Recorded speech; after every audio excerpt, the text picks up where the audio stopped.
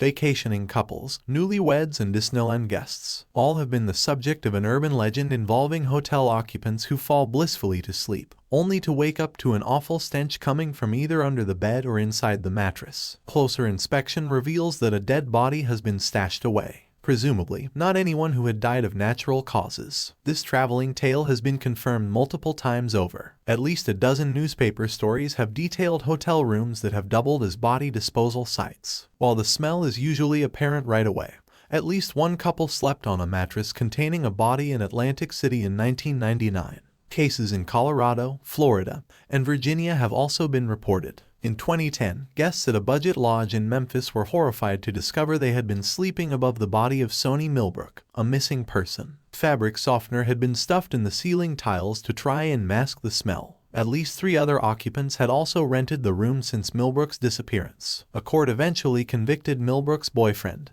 Lakeith Moody, of the crime.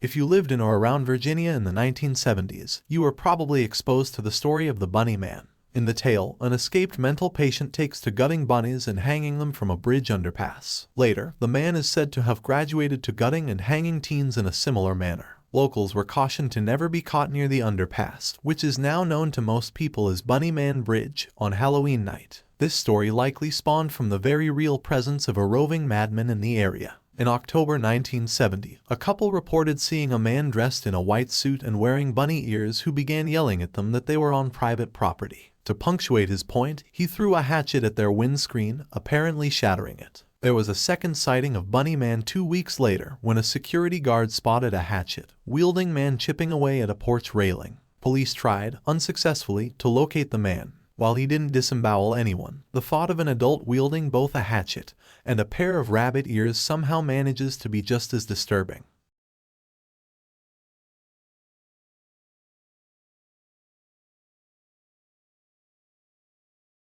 Released in 1992, Candyman, based on a short story by Clive Barker, remains a potent horror tale of the revenge undertaken by a black artist, Tony Todd, murdered in the 1890s for having a relationship with a white woman. While it's not likely you'll be able to invoke him by saying his name several times in a mirror, the pants-soiling idea of having a killer burst through a medicine cabinet is actually based in fact. In 1978, the Chicago Reader published a story about Ruth McCoy, a woman living in a Chicago housing project, who made a frantic call to 911 insisting she was being attacked in her apartment. Responders eventually found her dead of gunshot wounds. Investigators determined that her assailants had gained access to her unit by breaking through the connecting wall in the adjoining apartment and climbing in through her medicine cabinet. The complex was built that way intentionally, so plumbers investigating leaks could simply remove the cabinet to check the pipes. It became a frequent mode of entry for burglars, and in McCoy's case, her killers.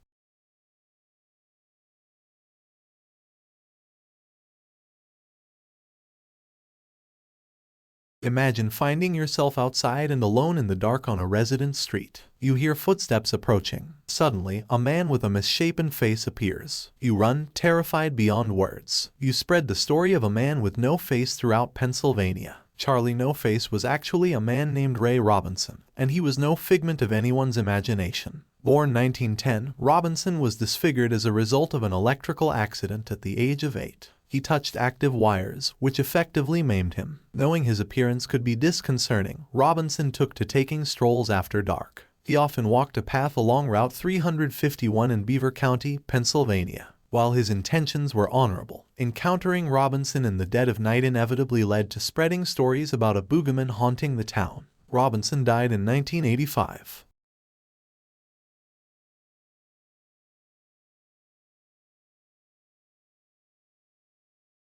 For years, kids living in and around Staten Island raised goosebumps by relating the tale of Cropsey, a boogeyman who lived in the woods and made a nocturnal habit of disemboweling children. Parents no doubt eased their kids' fears by telling them no such monster existed. But he did. In 1987, Andre Rand was put on trial and convicted for a child abduction. Rand, it turned out, may have been connected to a rash of child disappearances in the 1970s. He had once worked at Willowbrook, a defunct mental institution. While he denies involvement in other cases, it's clear Rand's activities had a heavy influence in the word-of-mouth stories that followed. The Leaping Lawyer. Sooner or later, Toronto residents hear the tale of a lawyer who had a peculiar fondness for running full bore into his office window to demonstrate how strong they were. This practice caught up with him eventually as he crashed into a window and went sailing to his death. This hobby was actually practiced by Gary Hoy, a senior partner in an area law firm with an office on the 24th floor. On July 9, 1993, Hoy made his signature tackle against the window to impress some visiting law students. The pane finally broke and sent him plummeting to his death. In eulogy, managing partner Lawers called Hoy one of the best and brightest at the firm.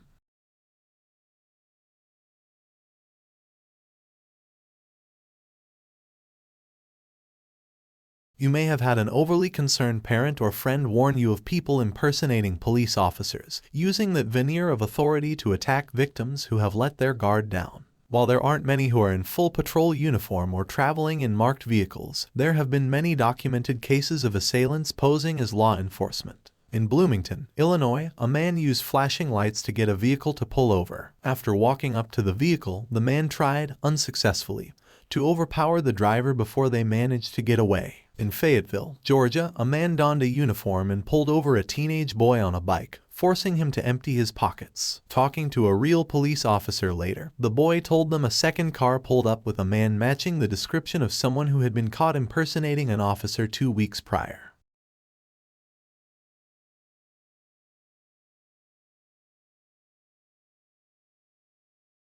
Sooner or later, Toronto residents hear the tale of a lawyer who had a peculiar fondness for running full bore into his office window to demonstrate how strong they were. This practice caught up with him eventually as he crashed into a window and went sailing to his death. This hobby was actually practiced by Gary Hoy, a senior partner in an area law firm with an office on the 24th floor. On July 9, 1993, Hoy made his signature tackle against the window to impress some visiting law students. The pane finally broke and sent him plummeting to his death. In eulogy, managing partner Lawers called Hoy one of the best and brightest at the firm.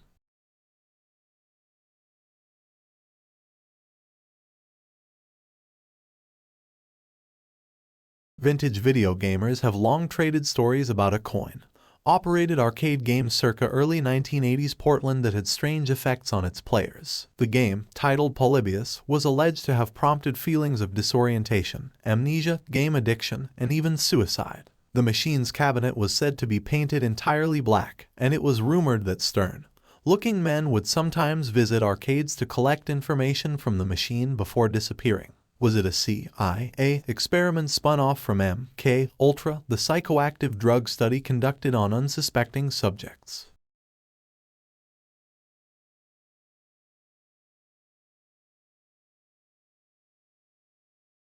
You stagger into the bathroom at 3 a.m. to relieve yourself. Groggy with sleep, you lift the lid and position yourself over the toilet. You hear a splashing. Turning on the light, you see a rat looking back at you from the bowl. You're never the same again. Urban legends about animals in sewers have been a staple of scary stories, particularly the one about baby alligators being flushed down the toilets and then growing to adult size in waste channels. These are most often told about New York, but finding a rodent in your toilet inches from your very valuable areas of your body is particular kind of domestic horror, and one that happens to be possible. Drain plumbing for toilets is typically 3 inches in diameter, or more, plenty of space for a rat to climb up. The animals are attracted to sewage lines due to undigested food and feces and can travel through pipes before emerging through an opening and into your bathroom. And yes, rats can be somewhat testy when they complete their journey. One aquatic rodent but the rump of a female victim in Petersburg, Virginia, in 1999. In Seattle, the issue is common enough that public officials have given advice on what to do in case you encounter one.